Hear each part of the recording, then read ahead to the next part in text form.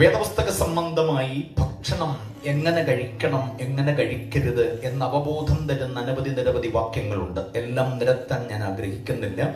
എങ്കിലും അങ്ങനെ സംശയമുണ്ടായി എന്നുള്ളത് ഇന്നലെ രാത്രി വരാതിരുന്നവർക്ക് കൺഫ്യൂഷൻ ആവും. എന്തോ ഈ സംഭവം അറിയില്ല. അതാണ് ഈ യോഗങ്ങൾക്കെല്ലാം വരണമെന്നൊക്കെ ഈ പറയുന്നത്. Price the Lord. ഇന്നലെ നമ്മുടെ ശരീരം ഒരു പ്രകാശമായി നിലനിൽക്കണം, വെളിച്ചമാകണം. വിളക്കാകുകയല്ല, വെളിച്ചമാകണം. അങ്ങനെ വെളിച്ചമാകുമ്പോൾ ആ വെളിച്ചം അണഞ്ഞു പോകുവാനുള്ള സാധ്യതകൾ 4 എന്ന് പറഞ്ഞ് ഇന്നലെ ഒരു ക്ലാസ് എടുക്കുകയുണ്ടായി. അതിൽ ഒന്നാണ് അമിത ഭക്ഷണം. അമിത ഭക്ഷണം നിമിത്തം ശരീരത്തിന്റെ പ്രകാശം അണഞ്ഞു പോകും എന്ന് യേശു തന്നെ പഠിപ്പിക്കുന്ന ഒരു ഭാഗമാണ് പാത്രം കൊണ്ട് മൂടരുത്. ആ പാത്രം എന്ന് പറയുന്നത് ഭക്ഷണത്തെയാണ് കാണിക്കുന്നതെന്ന വ്യാഖ്യാനത്തിലാണ് ഈ കൺഫ്യൂഷൻ ഉണ്ടായത്. അമിത ഭക്ഷണം, അപ്പൊ ഭക്ഷണം കൂടുതൽ കഴിക്കരുതോ എന്നൊക്കെ ഉള്ളതാണ് പ്രശ്നമായി വന്നത്. ഞാൻ ആ ചിന്തകളെ ഇങ്ങനെ സമാഹരിച്ച് 1, 2, 3, 4 എന്ന ചിന്തകൾ തരികയാണ്. ശ്രദ്ധിച്ച് കേട്ടുകൊള്ളണം. ഓക്കെ. പിന്നെ അതിനകത്തൊരു കൺഫ്യൂഷൻ ഉണ്ടായാൽ തിരുത്താൻ ഞാൻ ഇവിടെ ഇല്ലല്ലോ, ഞാൻ പോവുകയാണ്. ഉടനെ യോഗം കഴിഞ്ഞ ഉടനെ തന്നെ ഞാൻ മടങ്ങി പോകുന്നു. ഓക്കെ. അപ്പോൾ അതിൽ ഒന്നാമത്തെ ചിന്ത കേട്ടോണം. വേദപുസ്തക സംബന്ധമായി ഭക്ഷണ കാര്യങ്ങളിലുള്ള ഒന്നാമത്തെ ചിന്ത എന്ന് പറയുന്നത് എല്ലാം ഭക്ഷിക്കരുത് എന്ന ചിന്ത മറക്കരുത്. എല്ലാം ഭക്ഷിക്കരുത് എന്ന് പറഞ്ഞാൽ എന്താ അർത്ഥം? എല്ലാം ഭക്ഷിക്കരുത് എന്ന് പറഞ്ഞാൽ അതിന്റെ അർത്ഥം വേദപുസ്തകത്തിന്റെ ഉപദേശ സംബന്ധമായിട്ടുള്ളതേ കഴിക്കാവൂ, വചനവിരുദ്ധമായതൊന്നും കഴിക്കരുത്. ദാനിയേലും കൂട്ടരും പറയുന്നു, ഞങ്ങൾക്കിത് ഭക്ഷിച്ചുകൂടാ. എന്തുകൊണ്ട്?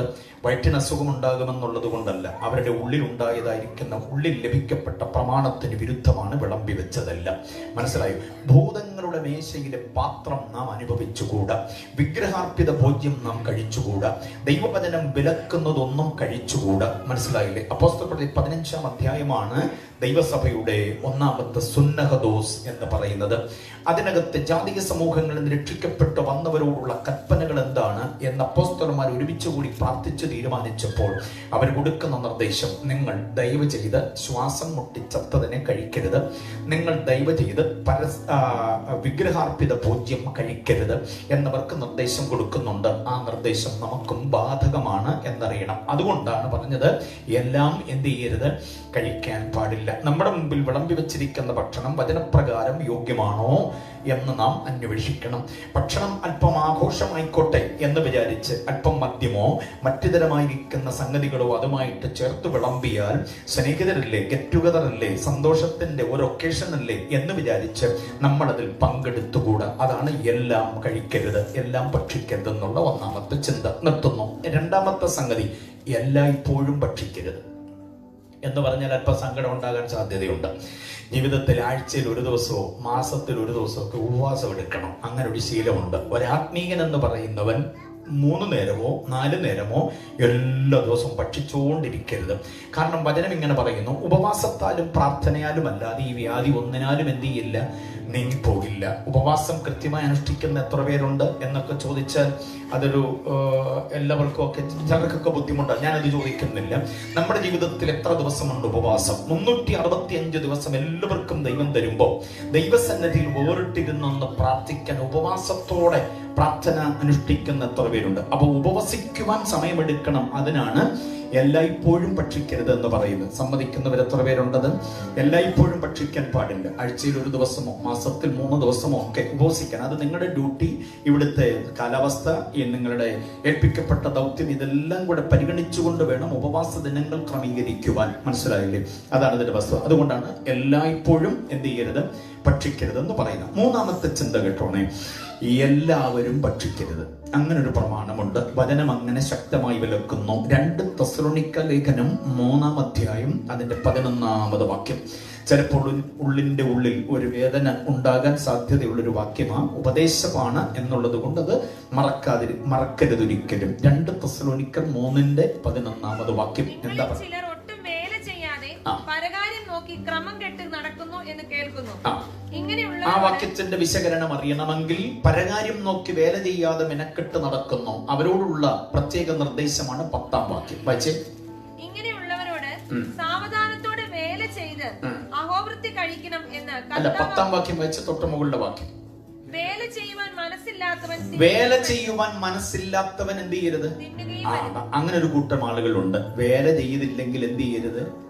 ഭക്ഷണം മുമ്പിൽ വരുമ്പോൾ ഇത് കഴിക്കുന്നതിന് മുൻപ്, ആദ്യത്തെ ഉരുള ഉരുട്ടുന്നതിന് മുൻപ് അതിലേക്ക് വിരലുകൾ സ്പർശിക്കുന്നതിന് ഇന്ന് ഞാൻ വല്ല വേലയും ചെയ്തു എന്നൊന്ന് ചോദിക്കണം.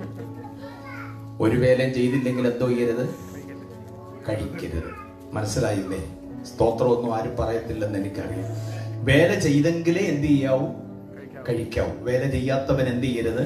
കഴിക്കരുത്. പരകാര്യം നോക്കി മെനക്കെട്ട് നടക്കുന്ന ഒരാൾ വീട്ടിൽ ഒരു വേലയും ചെയ്യുന്നില്ല, വീട്ടിൽ വേല സ്ഥിരം ചെയ്യുന്നവരെ സഹായിക്കുന്ന പോലുമില്ല, ഒരു സ്പൂണ് പോലും കഴുകാൻ, ഒരു ഗ്ലാസ് പോലും കഴുകാൻ ആളിന് മനസ്സില്ലെങ്കിൽ എന്തോ ചെയ്യരുത്? കഴിക്കാൻ പാടില്ല. അപ്പൊ എല്ലാവരും എന്ത് ചെയ്യരുത്? ഞാൻ പറഞ്ഞ 3 ചിന്ത മറക്കരുത്. 1, എല്ലാം എന്ത് ചെയ്യരുത്? ഭക്ഷിക്കരുത്. 2, എല്ലാവരും എന്ത് ചെയ്യരുത്? ഭക്ഷിക്കരുത്. 3, എല്ലായ്പ്പോഴും ഭക്ഷിക്കരുത്. അടുത്തത്, എല്ലാവരുടെ കൂടെയും ഭക്ഷിക്കരുത്. ഇവിടെ നമ്മൾ ചിലപ്പോൾ പിടിക്കപ്പെടും. നമുക്കൊത്തിരി ഗെറ്റ് ടുഗദറുകളുണ്ട്, നമുക്കൊത്തിരി ഫ്രണ്ട്ഷിപ്പ് ഉണ്ട്, അവരുമായിട്ടൊക്കെ നമ്മൾ ഭക്ഷണത്തിനിരിക്കാറുണ്ട്. പക്ഷേ ഞാനൊരു വാക്യം തരാം, ഗൗരവമായൊരു വാക്യം, പുതിയ നിയമത്തിന്റെ കനത്ത ഉപദേശമാണ്. എല്ലാവരോടുകൂടെ ഭക്ഷണത്തിനിരിക്കരുത്. 1 കൊരിന്ത്യർ ലേഖനം 5:11 വാക്യം വായിച്ച്. 1 കൊരിന്ത്യർ 5:11 വാക്യം. യെസ്. എന്നാൽ സഹോദരൻ എന്ന് പേർ ശ്രദ്ധിച്ച് കേട്ടണോ വാക്യം? സഹോദരൻ എന്ന് പേർ കൊണ്ടവൻ ദുർനടപ്പുകാരനോ അത്യാഗ്രഹിയോ വിഗ്രഹാരാധിയോ ഭാവിഷ്ഠാനക്കാരനോ മദ്യപനോ പിടിച്ചുപറിക്കാരനോ ആകുന്നുവെങ്കിൽ അവനോട് സംസർഗം അരുത്. അങ്ങനെയുള്ളവരോട് കൂടെ ഭക്ഷണം കഴിക്കുക പോലും അരുത്. നാം ഭക്ഷണം കഴിക്കുവാൻ നമ്മെ ക്ഷണിച്ചിരിക്കുന്ന വ്യക്തി, നാം ക്ഷണിച്ച വ്യക്തി ഈ പറയപ്പെട്ട കാറ്റഗറിയിൽ പെട്ടതാണെങ്കിൽ അവനോടുകൂടെ എന്തോ ചെയ്യരുത്? ഭക്ഷണം കഴിക്കരുത്. മനസ്സിലാകുന്നുണ്ടോ? അപ്പോൾ ആരോടുകൂടി ഇരുന്ന് ഭക്ഷണം കഴിക്കണം എന്നൊക്കെ ഉള്ളതിന് വ്യക്തമായിരിക്കുന്ന നിർദ്ദേശം നമുക്ക് ലഭിക്കപ്പെടുകയാണ്. അപ്പൊ ഞാൻ ഇന്നലെ പറഞ്ഞ ഈ അമിത ഭക്ഷണം എന്ന് പറയുന്നത് ഈ പറയപ്പെട്ട ഉപദേശങ്ങളെ അടിസ്ഥാനമാക്കിയാണ് പ്രസ്താവിച്ചത് എന്ന കാര്യം നാം അറിയണം. മദ്യപനായിരിക്കുന്ന ഒരാൾ അദ്ദേഹത്തിന്റെ സന്തോഷത്തിന് നമ്മളെ ഭക്ഷണത്തിന് വിളിച്ചാൽ അവൻ മദ്യപാനിയും വാവിഷ്ഠാനക്കാരനും ഒക്കെ ആയതുകൊണ്ട്, വിഗ്രഹാരാധി ആയതുകൊണ്ട്, പിന്മാറ്റക്കാരനായതുകൊണ്ട് അവന്റെ ഭക്ഷണത്തിന് എന്ത് ചെയ്യരുത്? പോകാൻ പാടില്ല എന്ന് തന്നെ ഇരിക്കണം. ഇതാണ് അതിഭക്ഷണം എന്ന ചിന്തയിൽ ഇന്നലെ ഞാൻ പ്രസ്താവിച്ചതെന്ന കാര്യം ഓർത്തുകൊള്ളണം. ചോദിച്ചത് അബദ്ധമായി പോയെന്ന് തോന്നുന്നുണ്ടോ? ഇപ്പോൾ ഈ വാക്യങ്ങൾ അജ്ഞാതമായി കിടന്നിരുന്നു. ഇതിപ്പോ വെളിപ്പെട്ടു വന്നതുകൊണ്ട് നമ്മുടെ ഭക്ഷണ നിയമങ്ങളിൽ നാം കൃത്യത പാലിച്ചേ മതിയാകുകയുള്ളൂ. ഇനി അമിത ഭക്ഷണം കഴിക്കുക എന്ന് പറഞ്ഞ് കൂടുതൽ കഴിക്കുന്നതാണോ എന്നാ ചിലരുടെ സംശയം. അല്ലല്ല, കൂടുതൽ കഴിക്കുക, ആരോഗ്യമുള്ളിടത്തോളം കഴിക്കുക. ചിലർക്ക് സാധാരണ ഒരു 5 അല്ലെങ്കിൽ 4 5 ഇഡ്ഡലി മതിയായിരിക്കാം, അതിന്റെ സാമ്പാർ ചട്നിയും കൂടെ ആകുമ്പോൾ അത് മതിയായിരിക്കാം. പക്ഷെ ചിലരെ സംബന്ധിച്ചിടത്തോളം 5 6 ഒന്നും വേണ്ട, ഒരു 10-25 എണ്ണം വേണമായിരിക്കും. അങ്ങനെ 25 ഇഡ്ഡലി കഴിക്കുന്ന പാപമൊന്നുമല്ല, കഴിക്കാൻ ആരോഗ്യമുണ്ട്, കഴിച്ചു. പക്ഷെ വേറൊരു പ്രശ്നമുണ്ട്, 25 ഇഡ്ഡലി താങ്കൾ കഴിച്ചപ്പോൾ വീട്ടിൽ വേറെ ആർക്കും ഒരെണ്ണം പോലും ഇല്ലാതെ വന്നാൽ അത് പാപമാണ്. മനസ്സിലായില്ലേ? അത് ഞാൻ എന്റെ ഡയലോഗ് പറയുന്നതല്ല. പൗലോസ് ഇങ്ങനെ പറയുന്നു, ഇപ്പൊ നമുക്ക് സ്നേഹസദ്യ ഉണ്ടല്ലോ, ആരാധന കഴിഞ്ഞിട്ട് സ്നേഹസദ്യ നമ്മുടെ സഹോദരിമാര് വളരെ കാര്യമായി ക്രമീകരിച്ചിട്ടുണ്ട്. നമ്മുടെ അങ്കിള് പൊന്നൂസ് അങ്കിള് അതിനുവേണ്ടി വളരെ അധ്വാനം ചെയ്തു. കഴിഞ്ഞ ദിവസം എന്നോട് പറഞ്ഞു, അവിടെ ജിൻസിന്റെ വീട്ടിൽ മോരുണ്ടാക്കാനും പിന്നെ അപ്പുറത്ത് ഇറച്ചി, മീന് ഇതെല്ലാം കട്ട് ചെയ്യാനൊക്കെ അദ്ദേഹം ഒത്തിരി അധ്വാനിച്ചു എന്ന് പറയുന്നു. സഹോദരിമാരുടെ കൂടെ അങ്കിളും വളരെയധികമായിട്ട് അധ്വാനിച്ചു. ഓക്കെ, അപ്പം അത് വിളമ്പാൻ പോവുകയാണ് ആരാധനയ്ക്ക് ശേഷമായിട്ട്. ഞാൻ പറഞ്ഞു വരുന്നത് ഇതാ, നമ്മളെല്ലാവരും കൂടെ പലയിടങ്ങളിൽ നിന്ന് ഒരുമിച്ച് കൊണ്ടുവന്ന് പരസ്പരം ഷെയർ ചെയ്യുന്നു. പക്ഷെ കൊരിന്ത്യ സഭയിൽ ഒരു കുഴപ്പം എന്തായാലും അറിയാമോ? സാധുക്കളായ വിശ്വാസികളുണ്ട്, അവർക്കൊന്നും കൊണ്ടുവരാനില്ല. സമ്പന്നരായ വിശ്വാസികളുണ്ട്, അവർ ചിക്കനും മട്ടനും അതും ഇതുമെല്ലാം കൊണ്ടുവന്നിട്ട് ഒരു പൊതിയും കൊണ്ടുവരാത്തവരെ മാറ്റി നിർത്തിയിട്ട് ഇവരെല്ലാം കൂടെ ഇത് അഴിച്ച് വട്ടമിരുന്ന് കഴിക്കും. മനസ്സിലായോ? അപ്പം അത് അതിഭക്ഷണമാണ്. നാം കഴിക്കുമ്പോൾ വിശപ്പുള്ളവരപ്പുറത്തുണ്ടെങ്കിൽ അവരുടെ മുമ്പിൽ ഇരുന്ന് അവർക്ക് കൊടുക്കാതെ കഴിക്കുന്നതാണ് അതിഭക്ഷണം, അമിത ഭക്ഷണം എന്നൊക്കെയുള്ള ആശയം. മനസ്സിലായില്ലേ? അപ്പൊ നമ്മളിത് കഴിക്കുമ്പോൾ വിശപ്പുള്ളവരെയും കൂടെ എന്തോ ചെയ്യണം? ഓർക്കണം. അപ്പൊ അമിത ഭക്ഷണം എന്തോവാണെന്ന് ബോധ്യമായെങ്കിൽ കർത്താവിനെ സ്തുതിച്ചാട്ടെ. ഇതാണ് ഇന്നലെ പാത്രം എന്ന വിഷയവുമായി ബന്ധപ്പെട്ട് പ്രസ്താവിച്ചത്. സംശയത്തോടുകൂടെ ആരും ആകരുത്. വേദപുസ്തകം നമ്മുടെ സംശയങ്ങളെ തീർക്കുന്നതാണ്. അല്പമെങ്കിലും അതിനകത്ത് കൺഫ്യൂഷനോടെ പോകരുത്. അതുകൊണ്ടാണ് ഞാൻ പ്രാരംഭമായി ഇക്കാര്യം ഓർമ്മപ്പെടുത്തിയത്. ഇനി നമ്മുടെ വിഷയത്തിലേക്ക് നമുക്ക് മടങ്ങി വരാം. ഒരു കാര്യം ഓർത്തോണം, നമ്മുടെ ശരീരം ദൈവത്തിന്റെ മന്ദിരമാണ്. ഈ ശരീരത്തിന് ദൈവവചനത്തിന് വിരുദ്ധമായ ഒരു നടപടികളും സ്പർശനം കൊണ്ട്, ഭക്ഷണം കൊണ്ട്, ഭാഷണം കൊണ്ട്, ഉടുത്തത് കൊണ്ട്, നമ്മൾ തൊട്ടത് കൊണ്ട്, പിടിച്ചത് കൊണ്ട്, ചാരിയത് കൊണ്ട്, മുട്ടിയത് കൊണ്ടൊന്നും ഈ ആലയത്തിന് ഒരു ദോഷവും ഭവിക്കരുത്. അത്രയ്ക്ക് വിശുദ്ധമായി നാം ഇതിനെ കാത്തുകൊള്ളണം. ദേവദാസൻ പറഞ്ഞ ഒരു ചിന്ത പ്രാരംഭരാത്രിയിൽ ഞാൻ പ്രസ്താവിച്ചതൊന്നുകൂടെ, അദ്ദേഹം അത് നന്നായി പറഞ്ഞു, അതൊന്നുകൂടെ ഞാൻ ഒന്ന് വ്യക്തമാക്കി തരാം. ട്രാൻസ്ഫോർമേഷൻ എന്ന് പറയുന്ന ഒരു പദമുണ്ട് വേദപുസ്തകത്തിൽ. ട്രാൻസ്ഫോർമേഷൻ എന്ന പദം എന്ന് പറഞ്ഞാൽ മലയാളത്തിൽ ഇതിന് രൂപാന്തരം എന്നാണ് പറയുക. രൂപാന്തരം. ഓക്കെ, രൂപാന്തരം രണ്ട് മേഖലയിൽ സംഭവിക്കണം. രണ്ട് തരത്തിൽ ഇതിന്റെ അർത്ഥതലത്തെ നാം കാണണം. റോമാലേഖനം 12-ാം അധ്യായം 2-ാമത് വാക്യത്തിൽ ട്രാൻസ്ഫോർമേഷൻ എന്ന് പറഞ്ഞിട്ടുണ്ട്. റോമർ 12:2 ദൈവഹിതം ഇന്നതെന്ന് തിരിച്ചറിയേണ്ടതിന് മനസ്സ് പുതുക്കി നമ്മൾ എന്ത് ചെയ്യണം? രൂപാന്തരപ്പെടണം. ട്രാൻസ്ഫോർമേഷനാണ് അവിടെ പറയുക. ദൈവഹിതം ഇന്നതെന്ന് തിരിച്ചറിയേണ്ടതിന് എന്ന് പറഞ്ഞാൽ ഈ ഭൂമിയിൽ നാം ഈ ശരീരവുമായി ജീവിച്ചു പോകുന്ന കൂട്ടത്തിൽ, ജോലി ചെയ്തോ ജോലി ചെയ്യാതെയോ ഇങ്ങനെ പോകുന്ന കൂട്ടത്തിൽ നമ്മുടെ ശരീരം രൂപാന്തരത്തിലേക്ക് വരണം, നമ്മുടെ മനസ്സ് രൂപാന്തരത്തിലേക്ക് വരണം, നമ്മുടെ സ്വഭാവം രൂപാന്തരത്തിലേക്ക് വരണം, മനസ്സും മനസ്സാക്ഷിയും രൂപാന്തരത്തിന് വിധേയമാകണം. ആ രൂപാന്തരത്തിന്റെ പാറ്റേൺ എന്ന് പറയുന്നത് നമ്മുടെ കർത്താവിന്റെ സ്വഭാവത്തോട് നാം ഏകീഭവിക്കണം. അവൻ എങ്ങനെയായിരുന്നു അതുപോലെ നമ്മൾ എന്ത് ചെയ്യണം? ഏകീഭവിക്കണം. അതാണ് രൂപാന്തരം. അങ്ങനെ നമ്മൾ ആ രൂപാന്തരത്തിൽ പൂർണ്ണരായി കഴിയുമ്പോൾ, അതിന്റെ പൂർണ്ണതയിൽ നാം എത്തിക്കഴിയുമ്പോഴാണ് നമുക്ക് മറ്റൊരു രൂപാന്തരത്തിന് സാധ്യത. അതെവിടെയാണ്? ഫിലിപ്പിയ ലേഖനം 3:21 വാക്യം. അവൻ നമ്മുടെ താഴ്ചയുള്ള ശരീരത്തെ തന്റെ മഹത്വമുള്ള ശരീരത്തോട് അനുരൂപമാക്കി എന്ത് ചെയ്യും? രൂപാന്തരപ്പെടുത്തും. അപ്പോൾ ഇപ്പോൾ നമ്മൾ ജീവിച്ചിരിക്കുന്ന ഈ കാലത്തിൽ നമ്മുടെ സ്വഭാവത്തിന് നമ്മളായിട്ട് രൂപാന്തരം വരുത്തിയാൽ നാളെ കർത്താവിന്റെ പുനരാഗമനത്തിൽ ഈ ശരീരത്തിന് രൂപാന്തരം കർത്താവ് വരുത്തിക്കോളും. ഇത് താഴ്ചയുള്ള ശരീരമാണ്. ഒട്ടനവധി രോഗബന്ധനങ്ങൾ ഇതിനകത്തുണ്ട്, ഒട്ടനവധി ആസക്തികൾ ഇതിനകത്തുണ്ട്. അതിനെയെല്ലാം പിടിച്ചടക്കി വചനത്തിന് വിരോധമായി പൊങ്ങുന്ന സകല സങ്കല്പങ്ങളെയും പിടിച്ചടക്കി എനിക്കതായിക്കൂടാ, എനിക്കത് ഏറ്റുമുതൽ പങ്കെടുത്തുകൂടാ, എനിക്കത് കഴിച്ചുകൂടാ, എനിക്കത് കുടിച്ചുകൂടാ, എനിക്കത് ഉടുത്തുകൂടാ, എനിക്ക് അവരുമായിട്ട് ചേർന്നുകൂടാ, എനിക്ക് നമ്പർ ഡയൽ ചെയ്തുകൂടാ, എനിക്ക് വീഡിയോ ക്ലിപ്പിംഗ് കണ്ടുകൂടാ, കാരണം ഞാൻ രൂപാന്തരപ്പെട്ട വ്യക്തിയ. അങ്ങനെ നിഷ്ഠകളോടെ ജീവിക്കുവാൻ തീവ്രമായ തീഷ്ണമായ ആ ഉപദേശ സത്യങ്ങളുടെ ആഴത്തിൽ നമുക്ക് ജീവിക്കാൻ കഴിഞ്ഞാൽ ക്രമേണ നാം രൂപാന്തരപ്പെട്ടുകൊണ്ടേയിരിക്കും. ആ രൂപാന്തരത്തിന് നാം പൂർണ്ണത പ്രാപിച്ചു കഴിയുമ്പോഴാണ് മരണത്തിന് വിധേയമാക്കപ്പെട്ടുപോയ നമ്മുടെ ശരീരത്തെ കല്ലറ തുറന്ന് കർത്താവ് പുറത്തു കൊണ്ടുവരുന്നത്. അപ്പോൾ ജീവിച്ചിരിക്കുന്ന ഈ കാലത്ത് രൂപാന്തരം പ്രാപിക്കാത്ത ഒറ്റ വ്യക്തിയും കർത്താവിന്റെ കാഹളനാളിൽ രൂപാന്തരം പ്രാപിച്ചു പോകുന്നില്ല എന്ന കാര്യം നാം തിരിച്ചറിയണം. നമ്മൾ ഇവിടെ കാണിക്കുന്ന പ്രകടന പ്രദർശനങ്ങളൊന്നുമല്ല കർത്താവിന് വേണ്ടുന്നത്. എത്രമാത്രം ഈ വചനത്താൽ, എത്രമാത്രം ആരാധനയാൽ, എത്രമാത്രം വചന ധ്യാനത്താൽ നമുക്ക് രൂപാന്തരം വന്നു എന്ന് കർത്താവ് അന്വേഷിക്കുന്നു. അതിനനുസരിച്ചാണ് നമ്മൾ അവന്റെ മഹത്വമുള്ള ശരീരത്തോട് അനുരൂപമായി രൂപാന്തരപ്പെടുന്നത്. അതെപ്പോഴാ സംഭവിക്കുക എന്നറിയാമോ? 1 കൊരിന്ത്യർ 15:52 വാക്യത്തിൽ വായിക്കുന്നു, കാഹളം ധ്വനിക്കും, മരിച്ചവർ അക്ഷയരായി ഉയർക്കും, നാം എന്തോ ചെയ്യും? രൂപാന്തരപ്പെടും. ഓക്കെ, അപ്പൊ രൂപാന്തരത്തിന്റെ രണ്ടവസ്ഥകൾ മനസ്സിലായി എന്ന് വിശ്വസിക്കുന്നു. ആകയാൽ ഈ ശരീരം ഭക്ഷണം കൊണ്ടോ മറ്റുതരമായിരിക്കുന്ന ഒരിടപാടുകൾ കൊണ്ടോ സമ്പർക്കങ്ങൾ കൊണ്ടോ നിയമവിരുദ്ധ ലൈംഗികത കൊണ്ടോ നിയമവിരുദ്ധ ഭക്ഷണ പദാർത്ഥങ്ങൾ കൊണ്ടോ ഒന്നും അശുദ്ധമാകാതിരിപ്പാൻ നാം നമ്മെ തന്നെ കാക്കണം. 1 യോഹന്നാന്റെ ലേഖനം 5:18 ഇങ്ങനെ പറയുന്നു, ദൈവത്തിൽ നിന്ന് ജനിച്ചവൻ തന്നെത്താൻ സൂക്ഷിക്കുന്നു. കണ്ടോ, ആ തന്നെത്താൻ സൂക്ഷിക്കുന്ന ആത്മവീര്യം എനിക്കും നിങ്ങൾ ഉണ്ടാകേണ്ടതിന് കർത്താവ് കൃപ ചെയ്യട്ടെ. അതിനെതിരെ ഉയർന്നു വരുന്ന സകല പോരാട്ടങ്ങളോടും ജയം പ്രാപിച്ചു നിൽക്കുവാനുള്ള ആത്മീയ വീര്യം കർത്താവ് നമുക്ക് ഏവർക്കും പകരട്ടെ എന്ന് പ്രാർത്ഥിച്ചുകൊണ്ട് ഞാൻ ആ ഭാഗം വിടുന്നു. നമ്മൾ പഠിച്ചു വന്ന വിഷയത്തിലേക്ക് വരാം. ആത്മീയ പോരാട്ടം എല്ലാവർക്കും ഉണ്ട്. അതിന്റെ തലങ്ങളെയാണ് കഴിഞ്ഞ ദിവസം ഞാൻ പറഞ്ഞത്. അദൃശ്യ തലമുണ്ട്, അത് പിശാചും അവന്റെ അനുയായികളും ഒരുമിച്ച് ക്രമീകരിക്കുന്ന ഒരു മണ്ഡലമാണ്. ദുഷ്ടഭൂത പ്രേത പിശാചുക്കൾ ഒരുമിച്ച് നിന്നുകൊണ്ട് ലൂസിഫറിന്റെ നേതൃത്വത്തിൽ നമുക്കെതിരെ പോരാടുന്നു. പ്രത്യക്ഷമായിട്ടല്ല, അത് അദൃശ്യമായ മണ്ഡലത്തിലാണ്. അതിനോട് പോരാടണമെങ്കിൽ ആത്മശക്തിയുടെ അത്യന്തമായിരിക്കുന്ന അനുഭവത്തിലേക്ക് നാം വന്നേ മതിയാകൂ എന്ന് നാം കണ്ടു. രണ്ടാമത്തെ പോരാട്ട തലം എന്ന് പറയുന്നത് ആന്തരിക തലമാണ്. എന്ന് പറഞ്ഞാൽ നമ്മുടെ അവയവങ്ങളിൽ വാഴുന്ന പാപരാഗങ്ങൾ നമ്മെ തിന്മയിലേക്ക് നയിക്കും. നമ്മുടെ കണ്ണിനെ നിയന്ത്രിക്കാൻ, കാതിനെ നിയന്ത്രിക്കാൻ, നാവിനെ നിയന്ത്രിക്കുവാൻ കഴിയാതെ പോയാൽ, കൈകളെ കറയില്ലാതെ സൂക്ഷിക്കാൻ കഴിയാതെ പോയാൽ, കാലുകളെ ദുർമാർഗത്തിൽ നിന്ന് വിലക്കുവാൻ കഴിയാതെ പോയാൽ, ഈ ശരീരം കൊതിക്കുന്നതായിരിക്കുന്ന ഏതെങ്കിലും വസ്തുതകളിലേക്ക് അതിനെ വിട്ടുകൊടുത്താൽ നമുക്ക് പരാജയം സംഭവിക്കും. അതുകൊണ്ട് അവയവങ്ങളിലുള്ള പാപരാഗങ്ങൾ, അതാണ് ആന്തരിക പോരാട്ടം. ഇതിനെ ജയിപ്പാൻ നമുക്ക് വിശുദ്ധിയുടെ മോസ്റ്റ് ഹോളി ഫെയ്ത്ത് നാം മുറുകെ പിടിച്ച് മതിയാകൂ എന്നും നാം കണ്ടു.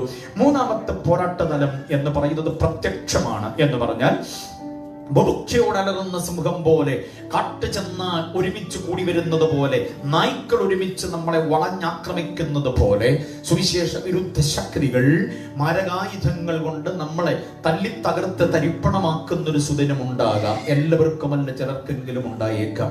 ഗ്രഹാം സ്റ്റെയിൻസ് അതിന്റെ ബലിയാടാണ്. അരുൾദാസ് എന്നത് വൈദികൻ, അതുപോലെ നിരവധി കന്യാസ്ത്രീകൾ, നിരവധി പാസ്റ്റർമാര് ഒക്കെ അതിന് ബലിയാടുകളാണ്.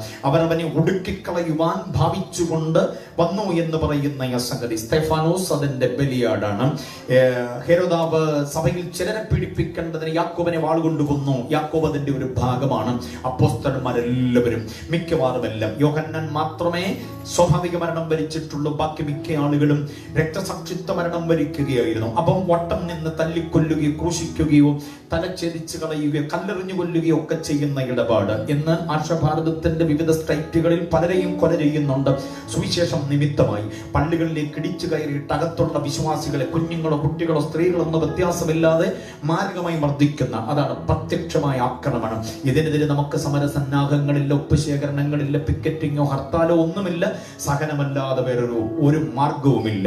കാരണം ഇവിടെ നമ്മൾ പടഞ്ഞു വീഴുമ്പോൾ ആത്മാവിനെ സ്വീകരിക്കുവാൻ ഒരുവന് ഉയരത്തിലെഴുന്നേറ്റ് നിൽപ്പുണ്ട് എന്ന വസ്തുത നമുക്കറിയാം. ഓക്കെ, അപ്പോൾ അദൃശ്യതലം, ആന്തരിക തലം, പിന്നെ നമുക്കുള്ളത് പ്രത്യക്ഷ തലമാണ്. അടുത്തത് ഉപദേശ ഭാഗമാണ്. ഉപദേശ തലത്തിലാണ് ദുരുപദേശങ്ങളുടെ വ്യാപനം. വിവരിക്കുന്നില്ല, ഞാനത് നിങ്ങളുടെ പഠനത്തിന് വിട്ടുതരികയാണ്. നമുക്ക് തന്നിട്ടുള്ള വിലയേറിയ വിശ്വാസത്തിന് വിരുദ്ധമായി വരുന്ന അനവധി നിരവധി വികലമായിരിക്കുന്ന ഉപദേശങ്ങളുണ്ട്. അതുകൊണ്ട് തന്നെയാണ് യൂദ പറയുന്നത്, അപ്പോസ്തലന്മാർ നിങ്ങളെ മുൻ പറഞ്ഞതിനെ നിങ്ങൾ എന്ത് ചെയ്യണം? ഓർത്തുകൊള്ളണം. വചനത്തോട് കൂട്ടാനും കുറയ്ക്കാനും ആർക്കും അവകാശമില്ല. നമുക്ക് ലഭിക്കപ്പെട്ടിരിക്കുന്നത് ജെനുവിൻ ഗോസ്പലാണ്. നാം ആ വസ്തുത അറിയണം. നമ്മുടെ പിതാക്കന്മാർ പെന്തക്കോസ്തിനു വേണ്ടി ബലി കൊടുത്ത്, പെന്തക്കോസ്തിനു വേണ്ടി വില കൊടുത്ത്, പെന്തക്കോസ്തിനു വേണ്ടി ജീവത്യാഗം ചെയ്ത ഒട്ടനവധി പിതാമഹന്മാരുണ്ട്. ഒരുപക്ഷേ ആത്മീയ ജീവിതത്തിൽ അവര് വലിയ വലിയ തിയോളജിയൻസ് ആയിരുന്നിരിക്കണമെന്നില്ല. വലിയ വലിയ വിദേശ രാജ്യങ്ങളിലെ സെമിനാരികളുടെ പ്രൊഡക്ട്സ് ആയിരുന്നില്ല അവർ. പക്ഷെ അവരവരായിരുന്ന ഇടങ്ങളിൽ ദൈവത്തിന്റെ അഭിഷേകം അവരുടെ മേൽ പകർന്നു കൊടുത്തിട്ട് അവർക്ക് വെളിപ്പെടുത്തി കിട്ടിയ ആത്മീയ ഉപദേശങ്ങൾ നമുക്ക് കൈമാറി. പോറലില്ലാത്ത ഉപദേശം, എത്ര പേര് സമ്മതിക്കുന്നുണ്ട് അക്കാര്യം? ആ പോറലില്ലാത്ത ഉപദേശമാണ് നമ്മൾ സ്വീകരിക്കുന്നത്. നിങ്ങൾക്ക് ലഭിക്കപ്പെട്ട പാസ്റ്ററെ ഓർത്ത് ഞാൻ അഭിമാനിക്കുന്നു. ആത്മീയ ഉപദേശത്തിന്റെ തനത് കാഴ്ചപ്പാട് പ്രാപിച്ചൊരു ദൈവദാസൻ. അദ്ദേഹത്തിന്റെ ആത്മീയ ചിട്ടവട്ടങ്ങൾ, ആത്മീയ ചര്യകൾ ശ്ലാഘനീയമാണ്. ഇരുത്തി പുകഴ്ത്തുകയല്ല ഞാൻ. ഒട്ടനവധി ദൈവദാസന്മാർ സമവായത്തിലേർപ്പെടുന്നവര്. കാലത്തിന്റെ ഒഴുക്കിനനുസരിച്ച് ഉപദേശത്തിന് മാറ്റമറിച്ചിലുകൾ വരുത്തുമ്പോൾ വചനത്തിനു വേണ്ടി നിൽക്കുന്ന ചുരുക്കം ചിലരേ ഉള്ളൂ. അതിലൊരു ദൈവദാസന് നിങ്ങൾക്ക് മിറക്കിൾ ചർച്ചിന് കിട്ടിയിട്ടുണ്ട്. അത് അഭിമാനമാണ്. ഞാൻ അദ്ദേഹത്തിന് ബിഗ് സല്യൂട്ട് കൊടുക്കുന്നു. അദ്ദേഹത്തിന്റെ പിതാവിനെ മറക്കാൻ എനിക്കാവില്ല. എന്റെ ആത്മീയ ജീവിതത്തിന്റെ വഴിത്താരിയിൽ പ്രഭാഷണ വേദിയിൽ തട്ടിത്തലോടി തഴുകി വേണ്ടുന്ന ശകാരങ്ങൾ നൽകി, താക്കീതുകൾ നൽകി, തർജനങ്ങൾ നൽകി, അങ്ങനല്ല ഇങ്ങനെ വേണം എന്നൊക്കെ പറഞ്ഞ് എന്നെ പ്രബോധിപ്പിച്ച ഒരു മന്യനായ കർത്തൃദാസനാണ്. ഇമ്പങ്ങളുടെ പ്രതീക്ഷയിൽ വിശ്രമിക്കുമ്പോൾ അദ്ദേഹത്തിന്റെ മക്കൾ എല്ലാവരും തന്നെ ഈ കർത്തൃ ശുശ്രൂഷയിൽ നിരനിരയായി നിൽക്കുന്നു. പലയിടങ്ങളിൽ, രാജ്യത്തിന്റെ വിവിധ ഇടങ്ങളിൽ രാജ്യാന്തര പ്രഭാഷകരായി ദൈവം അവരെ ഉപയോഗിക്കുന്നു. അത് അഭിമാനകരമായ ഒരു കാര്യമാണ്. ഞാൻ പറഞ്ഞു വന്നത്, അങ്ങനെയുള്ള പിതാമഹന്മാർ നമുക്ക് കൈമാറി തന്ന ഈ ഉപദേശത്തിനകത്തേക്ക് വേറൊരു ബുദ്ധിമാൻ യാതൊരു വിധത്തിലും വികലമായിരിക്കുന്ന ഒരു പഠിപ്പിക്കലുകളും കൊണ്ടുവരാൻ പാടില്ല. വിട്ടെറിഞ്ഞിട്ട് വന്ന പൗരോഹിത്യത്തിന്റെ ഇടപാടോ യാഗയോഗ കർമ്മകാണ്ഡങ്ങളുടെ ഇടപാടിലേക്ക് നമ്മളെ മടക്കിക്കൊണ്ട് കെട്ടാൻ വേണ്ടി പരിശ്രമിക്കുന്ന ചില വൈത്താരികളുണ്ട്. അതൊന്നിനൊന്നും ചെവി കൊടുക്കാതെ അറിഞ്ഞ മകൾ സത്യത്തിനു വേണ്ടി നിലകൊള്ളുവാനിടയാകണം. ദ ഗ്രേറ്റ് ബൈബിൾ ട്രൂത്ത് നമുക്ക് വെളിപ്പെട്ട് കിട്ടിയിട്ടുണ്ട്. ആ വെളിപ്പാടിനനുസൃതമായി പെന്തക്കോസ്തൻ ജീവിതത്തെ ഏത് കാലത്തിലും ഏത് രാജ്യത്തിലും നമുക്ക് സൂക്ഷിക്കാൻ കഴിയണം. ഓസ്ട്രേലിയയുടെ ചില പോരാട്ടങ്ങളുണ്ട്, ഇന്ത്യയുടെ ചില പോരാട്ടങ്ങളുണ്ട്, അമേരിക്കയുടെ ചില സ്വാഭാവിക പോരാട്ടങ്ങളുണ്ട്, യൂറോപ്യൻ രാജ്യങ്ങളുടെ ചില പോരാട്ടങ്ങളുണ്ട്. ഇതൊന്നും നമ്മുടെ ജെനുവിൻ ഗോസ്പലിനെ ബാധിക്കാനിടയാകരുത്. എത്ര പേർക്ക് സ്തോത്രം പറയാനിടയായി തീരും. കാലഘട്ടം എത്ര പുരോഗമിച്ചാലും, സാഹചര്യങ്ങൾ എത്ര മുൻപന്തിയിലേക്ക് വന്നാലും, വീടിന്റെ ഫാഷൻ മാറിയെന്നിരിക്കും, താങ്കൾ ഉപയോഗിക്കുന്ന വണ്ടിയുടെ ബ്രാൻഡ് മാറിയെന്നിരിക്കും, വസ്ത്രധാരണത്തിന്റെ സ്റ്റൈല് അല്ലെങ്കിൽ അതിന്റെ ബ്രാൻഡ് മാറിയെന്നിരിക്കും, ഉപയോഗിക്കുന്ന സാധന സാമഗ്രികളൊക്കെ മാറി മാറി ഉപയോഗിച്ചെന്നിരിക്കും. പക്ഷെ മാറ്റം വരാത്ത ഒന്നേ ഉണ്ടാകാവൂ, അത് ദൈവത്തിന്റെ ഉപദേശമാകണം, സനാതന ഉപദേശമാകണം. നമുക്ക് മാത്രമല്ല, നമ്മുടെ തലമുറയ്ക്കും ഈ ഉപദേശം കരുത്തുള്ളതായിരിക്കണം. അതുകൊണ്ട് ഉപദേശതലത്തിലുള്ള പോരാട്ടത്തിനെതിരെ കരുത്തോടെ നിൽക്കാൻ കഴിയണം. ഈ ഉണർവെന്നൊക്കെ പറഞ്ഞ എന്താണെന്നറിയാം? ഉണർവെന്ന് പറഞ്ഞ രാവിലെ മുതൽ വൈകുന്നവൻ അന്യഭാഷ പറഞ്ഞുകൊണ്ടിരിക്കുന്നൊന്നുമല്ല. ഉണർവെന്ന് പറഞ്ഞ വെള്ളയും മാത്രം ഉടുക്കുന്നതൊന്നുമല്ല. ഉണർവെന്ന് പറഞ്ഞ സിയോൻ ഗീതാവിനെയും വേദപുസ്തകങ്ങൾ ഒരുമിച്ച് കൂട്ടിപ്പിടിച്ചുകൊണ്ട് നടക്കുന്നതൊന്നുമല്ല. ഉണർവെന്ന് പറഞ്ഞ മിണ്ടാവൃതമൊന്നുമല്ല, ഉണ്ണാവൃതമൊന്നുമല്ല. എന്താ ഉണർവിന്റെ ലക്ഷണങ്ങൾ? പഠിക്കണം. ഉണർവിന്റെ യഥാർത്ഥ ലക്ഷണങ്ങൾ എന്ന് പറയുന്നത് വിശുദ്ധിയിലേക്കുള്ള കുതിപ്പാണ്. ഏത് സമയത്തും ഏത് സാഹചര്യത്തിലും, എന്റെ രാത്രിയിലും എന്റെ പകലുകളിലും എന്റെ ഏകാന്തതയിലും എനിക്ക് വിശുദ്ധി വിട്ടുകൂടാ. വിശുദ്ധിയിൽ തന്നെ നിൽക്കുന്നതാണ് യഥാർത്ഥ ഉണർവ്. എത്ര പേര് സമ്മതിക്കുന്നുണ്ട്?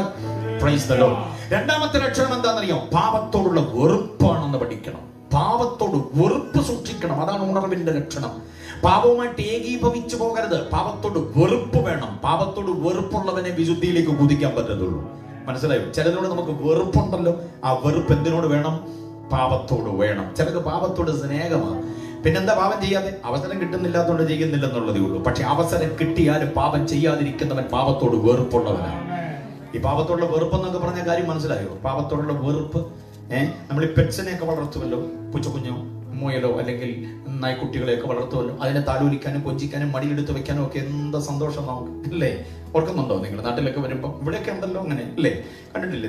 ഇവിടെ നായ്ക്കളുമായിട്ടൊക്കെ നടന്നു പോകുന്നവരെ കണ്ടിട്ടുണ്ടല്ലോ. അപ്പം തത്തയും അതുപോലെ പക്ഷികളെയൊക്കെ നമ്മൾ വളർത്തുമ്പോൾ അതിനൊന്ന് ഓമനിക്കാൻ നമുക്ക് താല്പര്യമുണ്ടല്ലോ, അല്ലേ? അതിനെയൊക്കെ നമ്മൾ ഓമനിക്കാറുണ്ട്. പക്ഷേ നാട്ടിൽ വരുമ്പോൾ കണ്ടിട്ടുണ്ടോ 1000 കാലുള്ള തേരട്ട എന്നൊക്കെ പറയുന്ന, കറുത്തയട്ട, പെരുമാളട്ട എന്നൊക്കെ പറയുന്ന ആ സാധനം കയ്യിലോട്ട് തരാം. ഓമനിക്കാൻ എത്ര പേർക്ക് വേണം? ഒരു ഉമ്മ കൊടുക്കാൻ. അതിനെ കണ്ടപ്പോഴേ ആസ്ട്രേലിയയിലായിട്ട് പോലും ചിലർ കാര്യം മുകളിലോട്ട് പോക്കി. അത്രയ്ക്ക് അറപ്പും വെറുപ്പുമാണ് നമുക്കതിനോട്. അഴുക്കുചാലിലൂടെ പൊളഞ്ഞു പോകുന്ന കറുത്ത തലയും വെളുത്ത ശരീരമുള്ള പുഴുക്കളെ കണ്ടിട്ടില്ലേ? കയ്യിലോട്ട് തരാം, വാരി വേണോ താലോലിക്കാൻ? വെറുപ്പാണ്. അതിനേക്കാൾ വെറുപ്പ് സൂക്ഷിച്ചോണം പാപത്തെ. അതിനേക്കാൾ വെറുപ്പ് സൂക്ഷിച്ചോണം. മനസ്സിലായില്ലേ? അപ്പം ഉണർവിന്റെ ലക്ഷണം ഒന്ന് വിശുദ്ധിക്ക് വേണ്ടിയുള്ള കുതിപ്പ്, രണ്ടാമത്തേത് പാപത്തോടുള്ള വെറുപ്പ്, മൂന്നാമത്തേതാണ് ഞാൻ സ്ഥാപിക്കാനാകും നമ്മുടെ വിഷയത്തോട് ബന്ധത്തിൽ മൂന്നാമത്തേതാണ് ദുരുപദേശത്തോടുള്ള ചെറുത്തുനിൽപ്പാണ്. ഉണർവുണ്ടോ താങ്കൾക്ക്? ഉണ്ട്. എങ്ങനെ തിരിച്ചറിയാം? എല്ലാ കൂടാരത്തിലും പോയി ആമേൻ പറയുന്നുണ്ടെങ്കിൽ ആ ഉണർവ് പരിശോധിക്കേണ്ട ഉണർവാണ്. മനസ്സിലായില്ലേ? എല്ലാവരുടെയും ഉപദേശത്തിന് ആമേൻ പറയുന്നുണ്ടെങ്കിൽ, എല്ലാം കേട്ടിട്ട് സ്വോത്രം പറയുന്നുണ്ടെങ്കിൽ ആ ഉണർവിനെ പരിശോധിച്ചേ പറ്റുള്ളൂ. വചനത്തിന് വിരുദ്ധമായ ദുരുപദേശങ്ങളെ കണ്ടില്ലെന്ന് നടിക്കരുത്, ചെറുത്തു നിൽക്കണം അതിനോട്. അത് നമ്മിലേക്കും നമ്മുടെ കൂടിവരവിലേക്കും നമ്മുടെ തലമുറയിലേക്കും വ്യാപിക്കാതിരിക്കാൻ ഒരു ചെറുത്തു നിൽപ്പ് വേണം. അതാണ് ഉണർവിന്റെ ലക്ഷണം.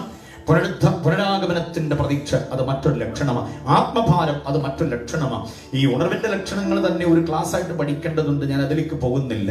ഓർത്തോണം, ഉണർവ് താങ്കളിൽ ഉണ്ടെങ്കിൽ താങ്കൾ ദുരുപദേശത്തോട് ചെറുത്ത് നിൽക്കുന്ന വ്യക്തിയായിരിക്കും. Price the Lord. അതിന് കർത്താവ് കൃപ ചെയ്യുമാറാകട്ടെ. ഓക്കെ, അപ്പോൾ ഈ 4 വിഷയങ്ങൾ, 4 മണ്ഡലങ്ങളാണ് പോരിന്റെ തലങ്ങൾ എന്ന് നമ്മൾ പഠിച്ചു കഴിഞ്ഞു. ഇനി നമ്മൾ ചിന്തിക്കുന്ന അല്പസമയം കൊണ്ട് ഞാൻ വേഗന നൽകി തരാം. Price the Lord. എനിക്ക് സമയം അനുവദിച്ചിട്ടുണ്ടല്ലോ, അതിനകത്ത് നിന്നുകൊണ്ട് ഞാൻ വേഗന നൽകി തരാം.